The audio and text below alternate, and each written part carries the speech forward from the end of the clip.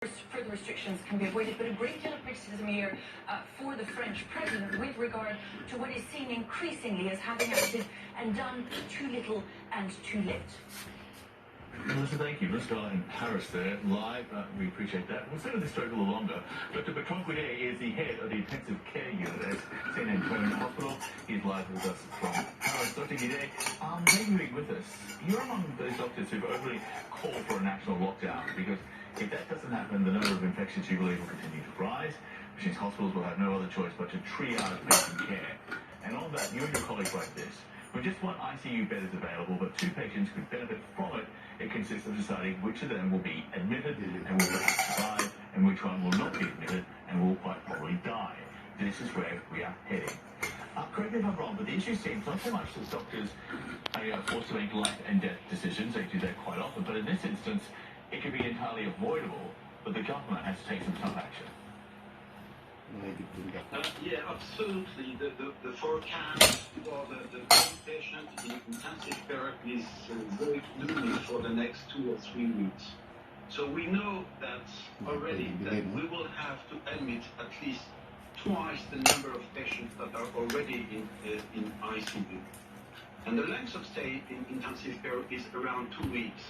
So we know for sure that for the total of April, the whole ICUs, at least in Great Paris area, will be totally full.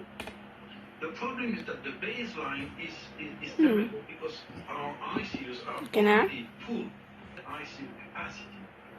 But we will not be able to admit as many possible as needed in the next weeks. So the consequence is that we will have to prioritize patients.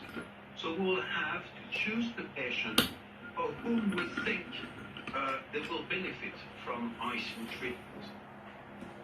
So some patients will be denied ICU admission, so they will have to be treated in local. I'm going to listen to the French Health Minister, though. He has promised, made this committed, that doctors and healthcare workers will not be forced into making those sort of life and death decisions. Isn't this? Our sole objective is the protection of the French people. We will not let our hospitals get saturated. We will not let doctors, any doctor, to be in the situation where they have to choose among patients. It's impossible. The protection of the French people will always, always, always be the priority of every possible strategy that we could have. Why don't you accept that commitment, that promise from the government? No, I think that there is a delay between the decision and the impact of the decision. The delay is at least 2 weeks. So that's the reason why we are asking for an immediate lockdown of at least the Great Paris area and north of France. Because we know that the number of patients requiring ICU admission will increase in the following weeks. So every delay in this decision will translate